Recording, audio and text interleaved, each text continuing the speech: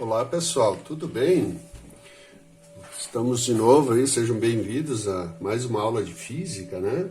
A aula de hoje, dentro do conteúdo de hidrostática, né, nós vamos falar da pressão. Tá? A gente já falou da grandeza física densidade no último encontro, e hoje vamos falar da pressão. Então o que é pressão? Que a gente ouve muito falar pressão quando fala de um pneu, de uma bola, panela de pressão. A pressão é uma grandeza responsável pela deformação dos corpos. Tá? A gente vai estudar aqui a pressão hidrostática futuramente, mas a gente precisa conhecer a pressão mecânica, é só uma introdução, certo? Então, o que eu preciso para deformar um corpo? Né? Eu vou amassar um papel, para mim eu vou deformar este corpo, certo? Estou deformando ele. O que eu estou fazendo? Eu estou fazendo inicialmente uma força, né, pessoal? Uma força. Então vejam, a pressão tem força associada a ela. Pressão tem força associada a ela. Ok? Que mais? Além da força. Se eu pegar uma caneta, tá? Uma caneta, e apertar ela sobre a minha mão, dessa forma, tá? A parte de trás da caneta. Vejam, a mão está baixando a minha pele onde eu encosto e eu estou fazendo uma força. Ora, é uma força suportável, né? Uma dor suportável. Agora eu virando a caneta, colocando a ponta da caneta, pessoal, ó, isso vai machucar. Eu não vou mais suportar essa dor tanto quanto antes. Então o que mudou foi aqui, ó, a área dessa caneta e a área de contato, e aqui é uma área menor, né? Mais fina, pontiaguda. A pressão mecânica está associada com a área, tá? E é uma relação inversamente proporcional. Se tu aumenta a área, a pressão diminui. Então, se eu fizer assim, ó, pressão e área, tá? Se a área aumenta, eu vou botar uma flechinha para cima, a pressão diminui. Ou seja, se tu aumenta o tamanho da área, para a mesma força, a pressão vai ser menor.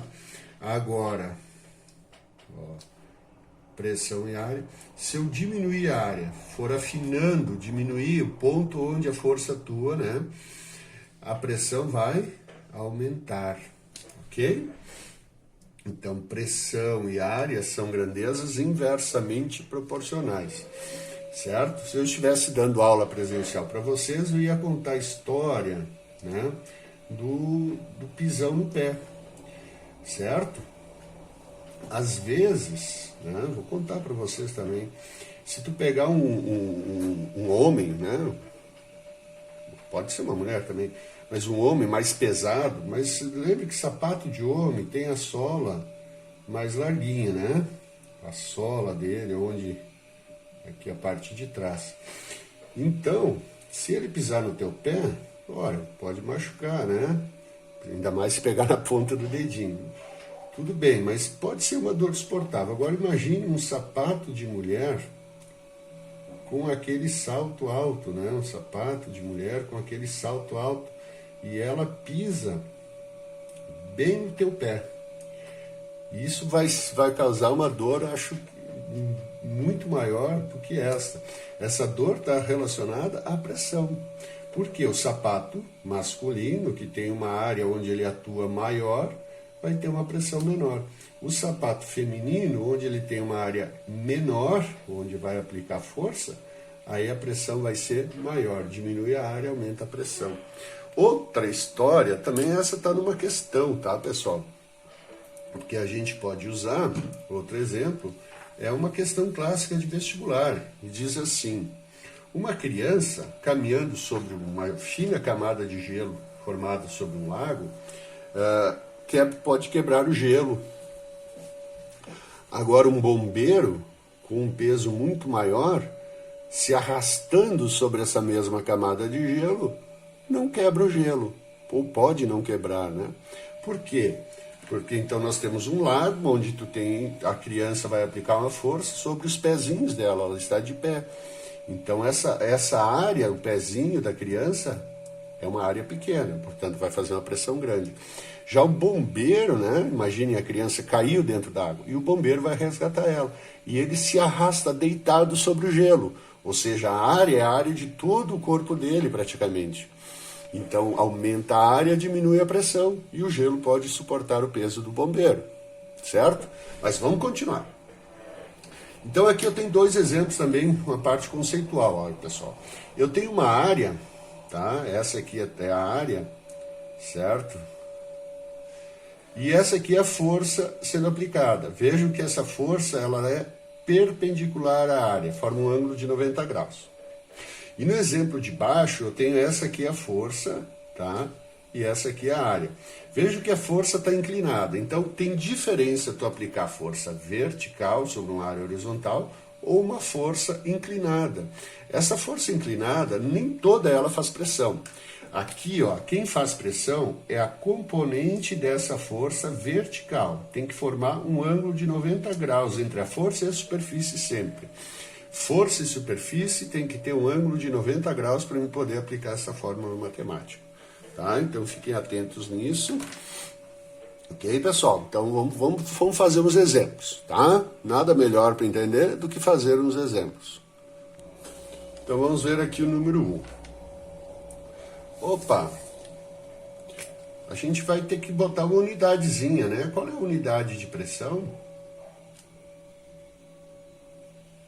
A unidade de pressão no sistema internacional é o Newton por metro quadrado. Mas lá em pressão hidrostática a gente vai ver outras unidades. Pascal, né, centímetros de Hg, tá? Mas por enquanto a gente vai trabalhar com newtons por metro quadrado, tá ok? Então aqui a gente tem uma questão que diz o seguinte: aplica-se uma força de 80 newtons perpendicularmente a uma superfície de área 0,8 metros quadrados. Calcule a pressão exercida. Ora, bem tranquilo, né? Pressão é a força dividido pela área. Então, ó, ele aplica uma força perpendicular a esta área, né? Então é bem tranquilo, é só aplicar a fórmula. A força é 80 dividido por 0,8. Isso vai dar 80 dividido por 0,8 vai dar 100 newtons por metro quadrado. Bem fácil, né? Bem fácil. Pressão, força pela área. Ok? Número 2, vamos lá. Número 2 é o seguinte: qual é a pressão exercida por um tanque de água que pesa 1000 newtons sobre a sua base que tem uma área de 2 metros quadrados? Exatamente a mesma questão, só que ele não falou em força. Gente, imagine assim, ó, um recipiente cilíndrico, né? Certo? E aqui está a base dele, onde ele está apoiado. Então, o peso desse cilindro aqui, desse tanque, é a força, tá? Então, peso é uma força. Então, eu quero calcular a pressão, eu sei que é força dividido pela área. Então, aqui ele me diz que qual é a força que ele está fazendo? Ora, força igual ao peso do tanque, né? 1000 newtons. E a área é 2 metros quadrados, dividido por 2. Então, eu vou ter uma pressão de 500 newtons por metro quadrado. Certo, pessoal? Vamos para o número 3, diz assim, ó. A água contida num tanque exerce uma pressão de 40 newtons por metro quadrado sobre a sua base. Se a base tem uma área de 10 metros quadrados, calcule a força exercida pela água sobre a base. Ora, ele não pede, ele dá o valor da pressão. Vejam, ele diz que a pressão que a água faz é de 40 newtons por metro quadrado. E ele diz que a área onde essa pressão está atuando é de 10 metros quadrados. E ele quer a força. Pressão é igual a força dividido pela área. Se eu tirar a área daqui e passar para o outro lado, eu vou isolar o F. Então, a força é igual a pressão vezes a área. Então, aqui, pessoal, a força vai ser igual a pressão, 40, vezes a área, que é 10. Então, vou ter que ter uma força de 40 vezes 10, 400 newtons. Força é newton. Pressão é newton por metro quadrado, a área é só metro quadrado e a força é só newton. Tá? Vamos para a questão de número 4. Alertando vocês, na hora de fazer as atividades, né, agora refaçam esses exemplos, né, pause o vídeo, retoma, refaz ele, certo? E na hora de fazer as atividades, se tiver dúvida, retorne lá para o vídeo, que vai ser bem tranquilo, vocês vão conseguir entender.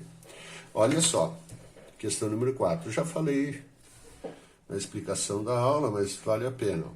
O indivíduo precisa atravessar um lago coberto com uma fina camada de gelo. Em que situação ele tem maiores probabilidades de atravessar o lago sem que o gelo se quebre? Andando normalmente ou arrastando-se deitado sobre o gelo? Deitado no gelo. Se ele andar normalmente, tá? A força que ele faz é o peso dele. Ele não vai conseguir mudar. O peso não muda se tu estiver de pé ou deitado.